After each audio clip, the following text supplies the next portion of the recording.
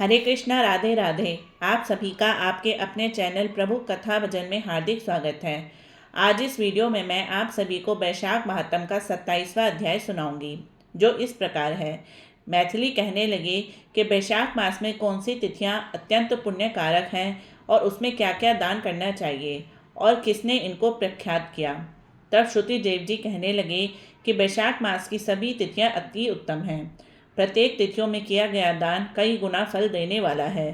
संपूर्ण तीर्थ करने से जो फल प्राप्त होता है, वैसा ही फल एक एक तिथि में स्नान, दान, तप, होम, पूजन आदि से प्राप्त होता है। कथा श्रवण करने से तत्काल मुक्ति मिलती है।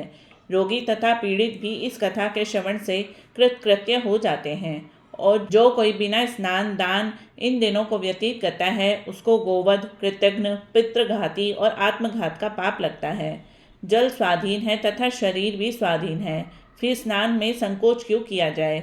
दरिद्री, धनवान, लंगड़ा, लूला, अंधा, नपुंसक, विधवा, स्त्री, बालक, युवा सभी को बैसाख मास का सेवन करना चाहिए। जो कोई नीच इन सुलभ धर्मों का पालन नहीं करता, उनको नरक का भागी होना पड़ता है।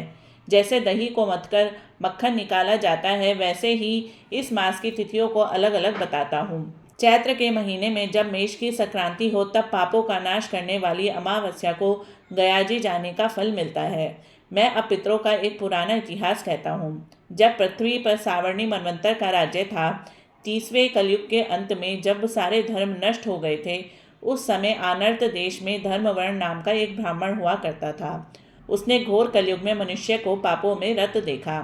सब मनुष्य अपने अपने वर्ण धर्मों से हीन हो गए थे। तब वह ब्राह्मण महात्माओं के सत्र यज्ञ देखने के लिए पुष्कर क्षेत्र गया।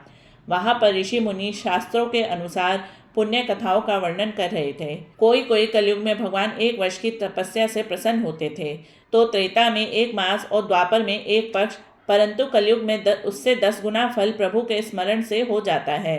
कलयुग में थोड़ा सा पुण्य कर्म भी बहुत अधिक फल देता है। जो दया, पुण्य, दान, धर्म आदि कुछ भी नहीं कर सकते, उनके लिए केवल हरि नाम उच्चारण ही उत्तम है। जो अकाल में दान करते हैं, वे बैकुंठ को चले जाते हैं। वहां पर जब यह प्रसंग हो रहा था, तो नारद जी एक हाथ में शिशन और दूसरे हाथ में जीवा पकड़कर उन्मत्त की तरह खूब हंसने व नाचने लगे। सबने आश्चर्य से पूछा कि नारद जी, इसका क्या कारण है। नारद जी ने उसी अवस्था में उत्तर दिया कि निसंदेह कलयुग प्रशंसनीय है, क्योंकि केशव भगवान केवल स्मरण मात्र से ही प्रसन्न हो जाते हैं। तब भी मैं तुमसे कहता हूँ कि इंद्रिय और जीवा को वश में करना अति कठिन है। जिसने इन दोनों को वश में कर लिया, वह साक्षात जनार्दन के तुल्य है। अतः इस कलयुग के आगमन पर तुम्हारा यहाँ ठहरना ठीक नहीं है। सो पाखंड में भूमि को त्याग कर अन्यत्र कहीं जाकर विचरना चाहिए। वे सब मुनि ऐसे वचन सुन यज्ञ समाप्त कर अन्यत्र पर्वतों में चले गए।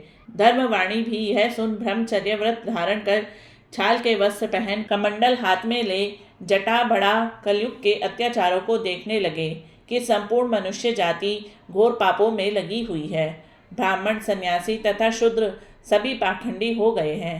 इति श्री वैशाख महात्म 27वां अध्याय समाप्तम।